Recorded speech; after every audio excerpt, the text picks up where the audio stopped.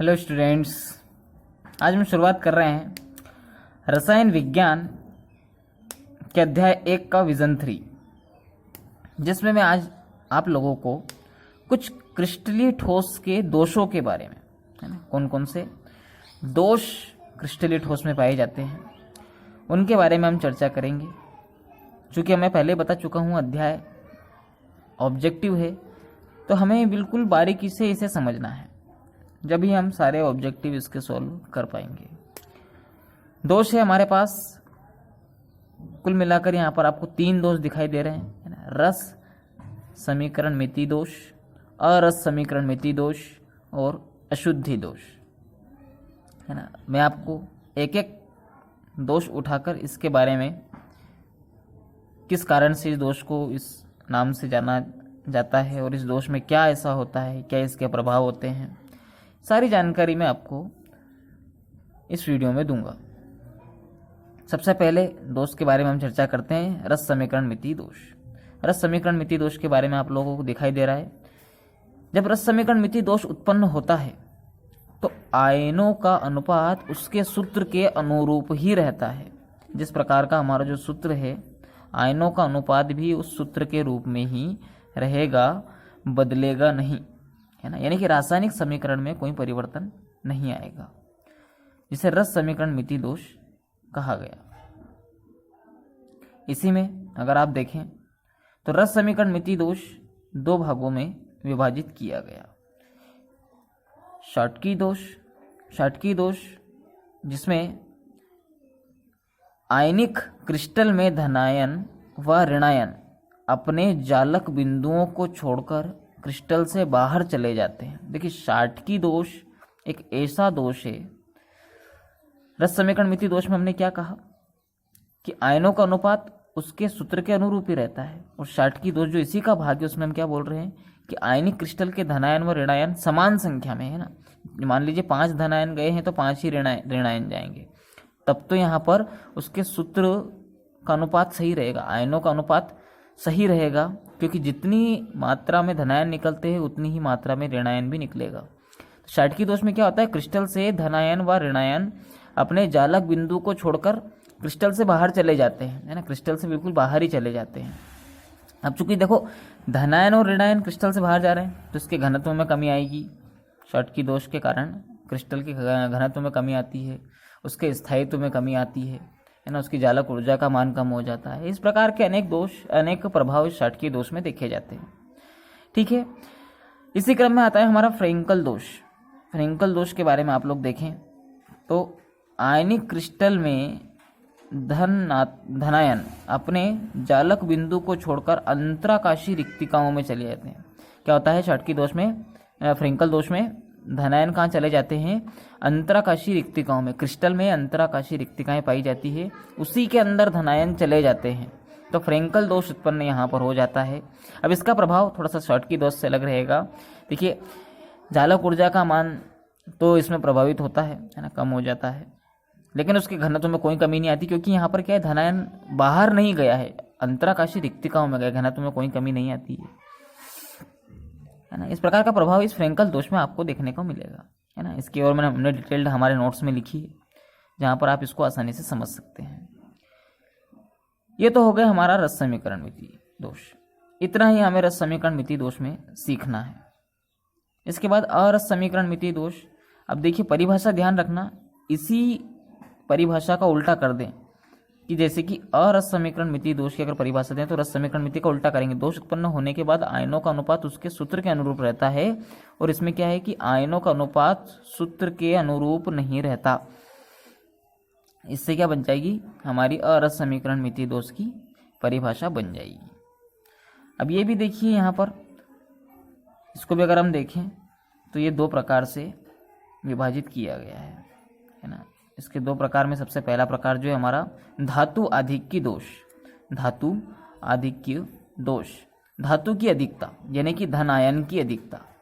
ठीक है, धातु आधिक्य दोष, इसमें आप देखें यदि क्रिस्टल में धन आयनों की संख्या ऋण आयनों की अपेक्षा अधिक हो जाती है, अगर किसी क्रिस्टल में धन आयनों की संख्या ज़्यादा हो जाती है, किससे, ऋण आयनों से, तो कौन सा दोष आ जाएगा उसमें, धातु आधिक्य दोष उसमें आ जाता है। अब देखिए, चूंकि इसमें आयनों का अनुपात समान नहीं है, सूत्र के अनुरूप नहीं है, इसलिए इसमें धनायन ऋणायन आगे पीछे होंगे। अब यहाँ धनायन की संख्या ज़्यादा हो जाएगी और ऋणायनों की संख्या कम रहेगी। अब अगर आप धातु आधिक्य दोष को ही देखें तो ये दो कारणों से होता है। दो कारण में आप लोग देखेंगे। सबसे पहला कारण ऋण आयन रिक्तिका के कारण। ऋण आयन की रिक्तिकाएं होती है, ऋण आयन के हट जाने से धनायन धातु आयन की सांद्रता का सांद्रण में वृद्धि हो जाती है। ऋण आयन के हट जाने से, अब ऋण आयन कहाँ चले जाएंगे, ऋण आयन रिक्तिकाओं में है। ये ऋण आयन रिक्तिकाओं में समाहित हो जाते हैं, यानी कि यहाँ से हट जाते हैं। ऋण आयन कहाँ चले जाते हैं, हट जाते हैं, रिक्तिकाओं में चले जाते हैं। तो धन आयन की सांद्रता क्या हो जाती है, बढ़ जाता है, का सांद्रण बढ़ जाता है धन आयन का। धन आयन का सांद्रण बढ़ा यानी कि कौन सा दोष हो गया, धातु आधिक्य दोष। किस कारण हुआ, ऋण आयन रिक्तिका के कारण। इसके कारण ये धातु आधिक्य दोष उत्पन्न होता है। और धातु आधिक्य का धन आयनों की संख्या का बढ़ना। ठीक है, दूसरा कारण हम पढ़ेंगे। दूसरा कारण है हमारा अंतराकाशी स्थानों में अतिरिक्त धनायन। अंतराकाशी स्थानों में है ना, अंतराकाशी कुछ स्थान पाए जाते हैं क्रिस्टल में, उसमें क्या है, अतिरिक्त धनायन पाए जाते हैं। देखो, अंतराकाशी स्थान में अतिरिक्त धनायन पाए जाते हैं, जिसके कारण भी धातु यानी कि धनायन की सांद्रता बढ़ जाती है और धातु आधिक्य दोष उत्पन्न हो जाता है। आप लोगों को याद है तो हमने भी जो दोष हम पढ़ रहे हैं वो अरस समीकरण मिति दोष पढ़ रहे हैं, जिसका सबसे पहला भाग हमने धातु आधिक्य दोष पढ़ा। उसका दूसरा जो दोष हमने देखते हैं वो धातु न्यूनता दोष होता है। धातु आधिक्य दोष में भी हमने दो प्रकार से उनके कारण हमने पढ़े थे, दो प्रकार के कारण हमने देखे थे। अब धातु न्यूनता दोष को हम देखते हैं। क्या होते हैं, जब धातु परिवर्ती संयोजकता दर्शाती है, जब धातु परिवर्ती संयोजकता दर्शाती है तो धातु न्यूनता दोष उत्पन्न होता है ना। देखिए, जैसे कि आयरन कभी कभी दो संयोजकता दर्शाता है, 2+ वाली, और कभी कभी 3+ वाली संयोजकता दर्शाता है, तो इसको हम धातु न्यूनता दोष कहेंगे, है ना। बेसिक जानकारी हमें रखनी है ऑब्जेक्टिव के लिए कि हमें कौन सा दोष पहचानने का आ सकता है कि धातु की परिवर्ती संयोजकता अगर दर्शाती है तो कौन सा दोष उसमें रहेगा, तो धातु न्यूनता दोष, है ना। ऑब्जेक्टिव के लिए हम इस पार्ट को थोड़ा सा डीपली पढ़ रहे हैं। अब हम लोगों ने चर्चा की थी कि रस समीकरण मिति दोष और रस समीकरण मिति दोष, और तीसरा दोष क्या होता है हमारा, अशुद्धि दोष। अशुद्धि दोष, है ना, बड़े ही सरल तरीके से मैं इसको समझाऊंगा। अशुद्धि दोष क्या है, अशुद्धता दोष कि जालक में अशुद्धियों के परमाणुओं की उपस्थिति, है ना। क्रिस्टल जालक होता है, आप लोग जानते हैं, और जालक में प्रत्येक कोनों पर अपने परमाणु, है ना। जालक में अनेक बिंदु होते हैं जहाँ पर परमाणु रचक कण विद्यमान होते हैं। तो उन रचक कणों में क्या मिला दी जाए, अशुद्धि मिला दी जाए तो कैसा दोष हो जाएगा, अशुद्धता दोष उनमें उत्पन्न हो जाएगा। अब इनको भी हम दो भागों में समझते हैं।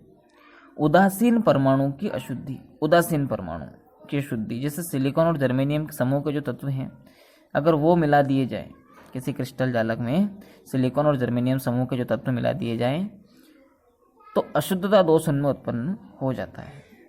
अब ये कैसे, सिलिकॉन जर्मेनियम उदासीन परमाणु वाले हैं, है ना।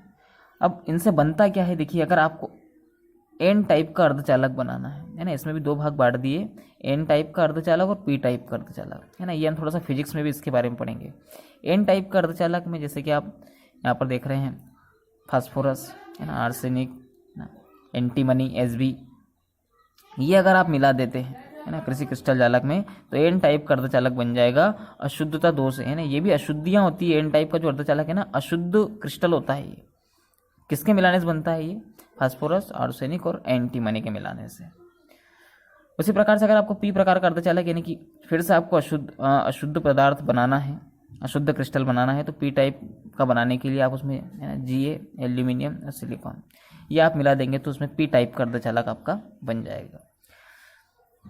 क्या मिलाया आपने अशुद्धता के लिए, उदासीन परमाणु की अशुद्धता आपने उसमें मिलाई है, जिसमें क्रिस्टल जालक में परमाणु आपने कैसे यूज़ किए, उदासीन परमाणु वाले।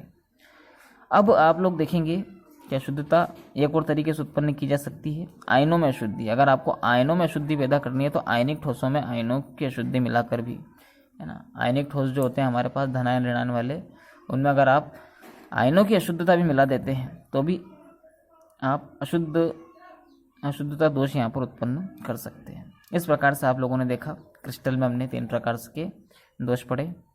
आज हमारा अध्याय यहीं पर समाप्त होता है ना। अगले वीडियो में मिलते हैं अध्याय 2 के साथ।